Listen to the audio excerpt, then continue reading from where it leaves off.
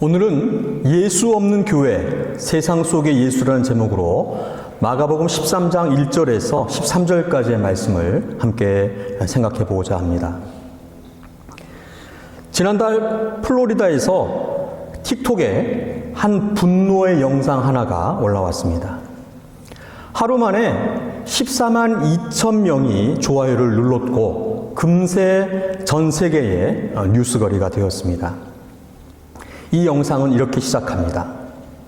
Where is the chicken in my great value chicken nuggets? 에어프라이어에 치킨 너겟을 요리했는데 그 너겟을 반으로 잘랐더니 치킨은 없고 속이 빈 튀김 옷만 있었던 것입니다. 여러분, 이런 치킨 없는 치킨 너겟을 만나면 어떻게 하시겠습니까? 사실 우리 한국인들은 아주 익숙합니다. 왜냐하면 붕어 없는 붕어빵을 먹는 민족이기 때문입니다. 한국인이라면 대부분 좋아하는 붕어빵, 그 붕어빵에는 붕어가 없습니다. 붕어가 없는데도 불티나게 팔립니다. 그런데 이 붕어빵에 실제로 붕어가 들어가면 붕어빵을 사 먹을까요? 안 사 먹을까요? 좋아하실 수도, 좋아하는 분도 있을 것 같습니다. 하지만 붕어 없는 붕어빵보다는 인기가 덜할 것입니다. 교회는 어떠할까요? 오늘 설교 제목처럼 예수 없는 교회와 예수 있는 교회, 어디가 더 인기가 있겠습니까? 어디로 사람들이 많이 가겠습니까? 제 생각에는 붕어 없는 붕어빵이 더 인기가 있는 것처럼 예수 없는 교회로 사람들이 많이 가는 것 같습니다. 오늘 본문이 이 말씀을 하고 있습니다. 예수께서 성전에서 나가실 때 제자 중 하나가 이르되 선생님이여 보소서 이 돌들이 어떠하며 이 건물들이 어떠하니까. 예수님께서 예루살렘 성전을 나오실 때에 한 제자가 물었습니다. 선생님, 이 돌들을 보십시오. 정말 멋지지 않습니까? 이 성전을 보십시오. 얼마나 훌륭합니까? 선생님은 어떻게 생각하십니까? 이 제자가 예수님께 가르치는 이 성전은 예루살렘 성전, 제2성전인 헤롯 성전입니다. 첫 번째 제1성전은 다윗의 아들 솔로몬에 의해서 BC 957년에 지어졌습니다. 솔로몬의 아버지 다윗 왕 그리고 백성들의 그 극진한 헌신으로 금과 백향목 또 여러 가지 보석으로 화려하고 견고하게 성전이 세워졌습니다. 하지만 바벨론 침략으로 BC 586년에 완전히 그 성전이 무너지게 됩니다. 그리고 BC 516년 스룹바벨에 의해서 다시 재건하게 되어지는데 그 당시의 상황이 너무나 어렵고 또 주변의 방해로 인해서 솔로몬 성전과는 비교할 수 없을 만큼 작고 형편없이 성전이 지어졌습니다. 이것이 바로 제2성전, 스룹바벨 성전이라 불립니다. 그런데 이후에 헤롯 대왕에 의해서 이 제2성전, 스룹바벨 성전이 증축하게 되는데 이것이 오늘 본문에 나와 있는 헤롯 성전입니다. 헤롯 성전은 새로 건축하지 않고 제2스룹바벨 성전을 증축하였기 때문에 그대로 제2성전이다 이렇게 불립니다. 헤롯 대왕은 유대인이 아닌 에돔 출신으로 이 에돔 족속은 야곱의 형 에서의 후손들입니다. 그러니까 에소의 후손이 된 에돔 족속의 사람이 바로 이 헤롯 대왕이었던 것입니다. 에돔 출신인 이 헤롯은 그 혈통의 정통성을 메꾸기 위해서 성전 공사를 대대적으로 시행하게 되어집니다. 솔로몬 성전에 뒤지지 않는 그 화려한 규모를 자랑하는 그러한 헤롯 성전입니다. 오른쪽에 있는 것이 헤롯 성전이고 왼쪽에 있는 것이 솔로몬 성전입니다. 헤롯 성전은 최고급 대리석으로 지어졌습니다. 주춧돌 하나가 450 스퀘어핏이었습니다. 성전의 마당은 보시는 것처럼 솔로몬 성전의 2배가 넘었습니다. BC 19년에 착공하여서 AD 63년에 완공되기까지 82년이 걸렸습니다. 그러니까 예수님 당시에도 계속 공사 중이었던 것입니다. 이 웅장하고 화려한 헤롯 성전을 유대인들은 자랑스러워했습니다. 이스라엘에게 성전은 하나님의 임재를 뜻합니다. 삶의 중심이었습니다. 민족의 정체성이었습니다. 역사와 문화를 담고 있습니다. 성전은 이스라엘의 얼굴이었고 심장이었고 이스라엘의 그 존재 이유와 목적이었습니다. 예수님의 제자들에게도 다를 바가 없었습니다. 예수님, 이 돌들과 이 건물들이 어떻습니까? 정말 멋지지 않습니까? 하나님께서도 기뻐하시겠지요? 라고 물은 것입니다. 그런데 예수님께서는 뜻밖의 대답을 하십니다. 돌 하나도 돌 위에 남기지 않고 다 무너뜨려지리라. 이 예수님의 예언의 말씀은 헤롯 성전이 완공된 지 7년이 지난 후에, 불과 7년이 지난 후 AD 70년에 제1차 유대와 로마의 전쟁에서 로마의 티투스 장군에 의해 성전이 완전히 무너지게 되어집니다. 성전은 완전히 무너지고 그 예루살렘 성 서쪽 성벽만 남게 되는데 이것이 지금까지 남아있는 이스라엘 예루살렘의 통곡의 벽입니다. 아니 어떻게 하나님의 아들이 성전을 무너뜨려지리라고 하실 수 있습니까?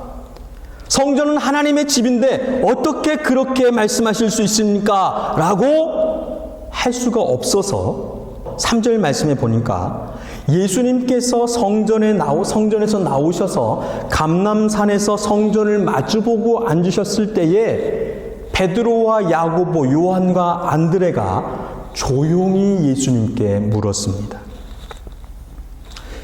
여러분, 예수님께서 왜 성전이 무너뜨려지리라고 말씀하셨을까요? 성전에 하나님이 안 계셨습니다. 하나님이 없는 성전, 건물만, 허울만, 외식만, 사람만 남았기 때문입니다. 이미 우리가 앞에서 살펴보았던 것처럼 성전은 부자들이 많은 헌금을 하고 자신을 자랑하는 외식의 장이 되어버렸습니다. 하나님의 임재, 하나님의 말씀의 선포, 회개와 죄사함, 이웃사랑은 사라져버린, 사람이 주인되고 중심이 아닌 외모, 외식이 최고가 되어져 버린, 용서와 사랑은 사라지고 시기와 질투와 분쟁과 정죄만이 난무하는 그러한 성전이 되어버렸습니다. 하나님이 흠향하시는 제사의 향기가 아니라 죄악으로 썩은 사람 냄새나는 곳이 되어버렸다는 말입니다. 하나님이 없는 성전. 마가는 이것을 이렇게 표현했습니다. 예수께서 성전에서 나가실 때에, 예수께서 성전에서 나가실 때에, 예수님께서 성전에서 나가셔서 성전이 무너뜨려지리라고 하셨습니다. 하나님이 떠난 성전, 예수가 떠난 교회를 말씀하고 있습니다. 그런데 제자들은 예수 없는 성전, 그 겉 모양만 화려한 웅장한 건물에 취해 있었던 것입니다. 지난 주일 우리 교회는 창립 1주년 감사 예배로 하나님께 예배를 올려드렸습니다. 그리고 하나님께서 허락하신 새 예배 처소인 이곳에서 은혜 가운데 예배를 드렸습니다.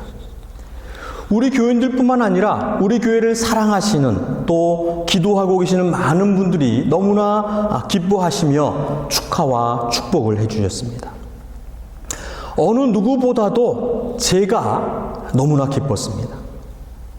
이전 예배처소도 너무나 좋은 곳을 하나님 허락해 주셨는데 새 예배처소를 찾기 위해서 우리 예배당 이전 준비위원회 위원들과 둘러본 여러 곳들 가운데에서 가장 마음에 들었던 곳이고 또한 교회 개척 전부터 제가 눈독을 들였던 곳이 이곳입니다.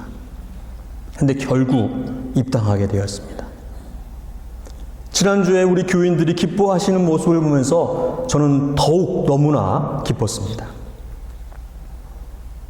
그런데 우리도 여기에만 취해 있으면 안 되겠습니다. 다른 사람들보다도 제가 취해 있지 않도록 여러분들이 저를 깨워주시기 바랍니다. 우리 더 새로운 교회는 하나님 없는 성전, 예수 없는 교회가 아니라 예수님께서 떠나시는, 예수님께서 나가시는 그런 교회가 아니라 예수님께서 들어오셔서 함께 하시는 교회가 되기를 간절히 소원합니다. 예수님께서 성전을 나가시며 돌 하나도 돌 위에 남지 않고 다 무너뜨려지리라 하셨던 그런 교회가 되지 않기를 간절히 소원합니다. 예수님께서 떠나신 교회는 죽은 교회입니다. 예수 없는 교회는 망하게 되어 있습니다. 우리 더 새로운 교회 다음 예배 처소가 어디가 될지 모르겠습니다. 우리 하나님께서 더 좋은 곳을 허락하실 것이라고 믿습니다. 그러기 위해서는 예수님이 떠난 외형과 외식만 있는 건물과 허울만 있는 교회를 자랑하는 것이 아니라 우리와 함께 하시는 예수를 자랑하고 전해야 할 것입니다. 우리 교회는 사람 냄새나는 교회가 아니라 예수님의 향기가 나는 그러한 교회가 되기를 축복합니다. 그리스도의 향기가 나는 그러한 교회가 되려면 먼저 우리가 예수로 충만해야 합니다. 먼저 제가 그리고 여러분들이 예수로 충만해야 합니다. 예수로 충만해야 우리가 살고 가정이 살고 교회가 살 수 있습니다. 교회가 살아야 나라와 민족이 살 수 있습니다. 내가 죽어 있으면 가정도 죽고 교회도 죽고 나라도 죽습니다. 가장 먼저 내가 예수로 충만해야 하는 것입니다. 그러면 어떻게 예수로 충만할 수 있을까? 남자분들은 모두 공감하실 수 있는데요. 결혼 전에 남자 혼자 살 때에 왜 그렇게 집안에서 냄새가 나는지 모르겠습니다. 저도 결혼 전에 혼자 자취하며 살았는데 아무리 환기를 시키고 방향제를 뿌리고 뭘 많이 해도 소위 말하는 호라비 냄새가 가시지 않았습니다. 그런데 결혼하니까 집안에서 향기가 나기 시작했습니다. 꽃이 들어왔기 때문입니다. 보라색 꽃. 여자, 아내가 들어오니까 냄새가 바뀌었습니다. 왜 여자가 들어오니까 향기가 날까요? 여자는 화장을 해서 그렇습니다. 매일 냄새 좋은 화장품을 찍어 바르니까 향기가 납니다. 그리스도의 향기가 나려면 매일 예수를 찍어 발라야 합니다.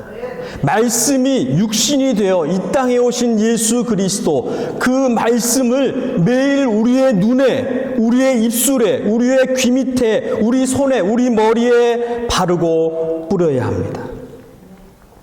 매일 말씀을 예수를 찍어 바르면 우리에게서 사람 냄새가 아니라 그리스도의 향기가 날 것입니다. 그런데 성경에서 말씀하는 향기는 향수의 좋은 향기가 아닙니다. 바로 제사 때에 드려지는 제물의 냄새입니다. 제물을 불태우거나 구울 때 나는 그러한 냄새입니다. 이것이 무엇을 의미하는 것일까요? 죽어져야 합니다. 태워져야 합니다. 나를 낮추고 겸손히 섬겨야 한다는 그런 말입니다. 우리 교회 부서 부장님들 중에 한 분이 부장이라는 이름 대신에 목사님처럼 섬김 목사, 그러니까 부장이라는 그 명칭도 섬김이라고 불러달라고 제안을 하셨습니다. 목사는 워낙 잘 못 섬기고 섬김만 받는 사람이기 때문에 저는 아예 명칭으로, 이름으로 섬김 목사라고 못 박았습니다.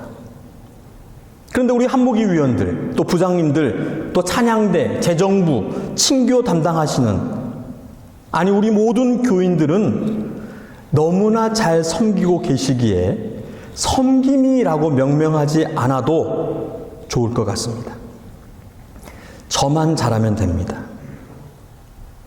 우리를 태워 하나님께 향기로운 냄새가 되는 그러한 성도와 교회 되기를 간절히 소원합니다. 그리스도의 향기는 말씀과 섬김입니다. 예루살렘 성전의 멸망을 예언하신 예수님께 베드로와 야고보와 요한과 안드레가 조용히 물었습니다. 어느 때에 이런 일이 있겠사오며 이 모든 일이 이루어지려 할 때에 무슨 징조가 있사오리이까? 예수님, 성전이 무너질 때가 언제입니까? 그 징조는 무엇입니까? 라고 물었습니다. 앞에서 유대인들에게는 그 성전이 정체성이고 존재의 이유라고 말씀을 드렸습니다. 성전이 무너지는 것, 성전의 멸망은 민족의 멸망을 뜻하는 것입니다. 세상의 종말이었습니다. 그래서 제자들이 예수님께 물었습니다.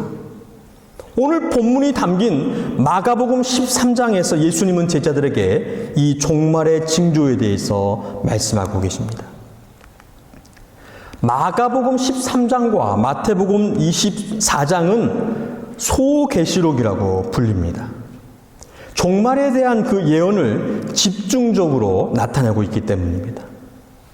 오늘 본문은 그 종말의 징조에 대한 서론 부분입니다. 거짓 그리스도가 미혹한다고 합니다. 난리와 난리의 소문이 무성하다고 합니다. 민족과 민족이, 나라가 나라를 대적하는 분쟁과 전쟁, 기근과 지진이 있을 것이라고 말씀합니다. 이것은 재난의 시작이다.